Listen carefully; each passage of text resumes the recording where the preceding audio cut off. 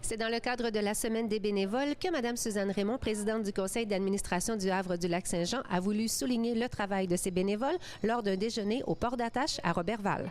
Cette semaine, c'est la semaine de l'action bénévole, puis on tenait absolument à souligner le travail et l'implication de vous tous pour le Havre.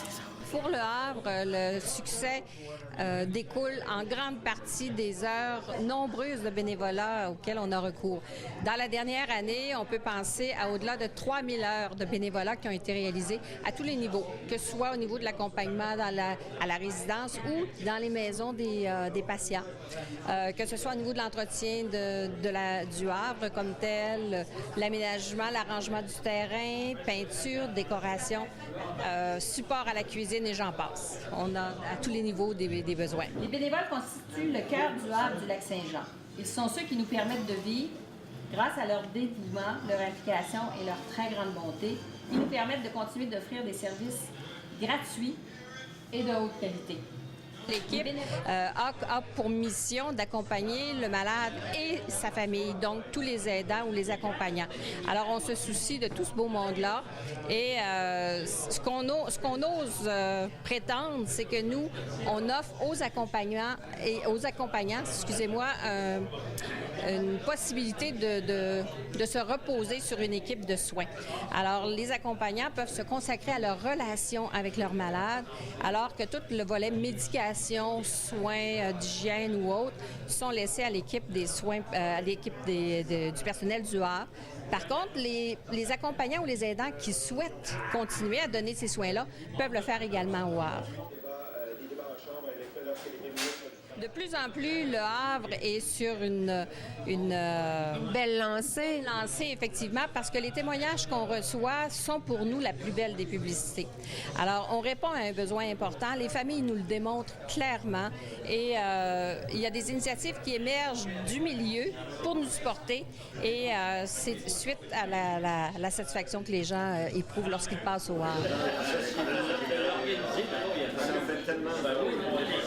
Qu'est-ce que ça prend pour être bénévole au Havre? Un grand cœur. Un grand cœur, un peu de disponibilité, évidemment. Il faut être capable de mettre dans notre horaire une priorité qui nous amène à donner du temps aux autres. Comment aider le Havre? C'est justement en s'impliquant comme bénévole et on en a un grand besoin. Dans la dernière année, il s'est fait au-delà de 3000 heures de travail bénévole et on aurait encore des besoins plus grands lorsqu'on pense à l'accompagnement dans les maisons et on voudrait développer d'autres services.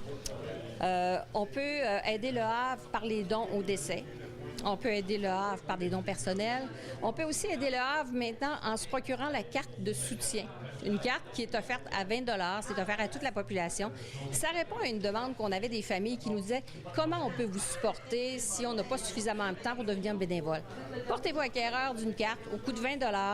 On émet un reçu aux fins d'impôt et cette carte-là se renouvelle à chaque année. Alors, c'est un geste concret et à la portée de tous.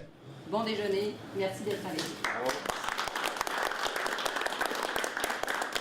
On a également un accompagnement dans les maisons qui peut être donné, mais on a aussi ce qu'on appelle le répit qui peut être offert aux familles. Alors, les gens qui ne sont pas nécessairement en phase terminale, mais qui souhaiteraient avoir un petit peu de repos, des fois, c'est se reposer de sa famille qui est trop enveloppante, ou des fois, pour la famille, c'est d'aller prendre un petit peu de repos par rapport à tout ce qu'exige l'accompagnement d'un patient en phase terminale. Alors, le répit est aussi offert aux gens qui sont accompagnés par l'équipe de soins palliatifs. Madame Raymond, si je voulais rejoindre le Havre par téléphone pour pouvoir éventuellement avoir des informations, je compose le 275-81-21 et on a aussi une page Facebook qui est en préparation, là, qui devrait être disponible sous peu. Alors, on va profiter de la semaine des soins palliatifs en début de mai pour faire la présentation officielle de cette page-là.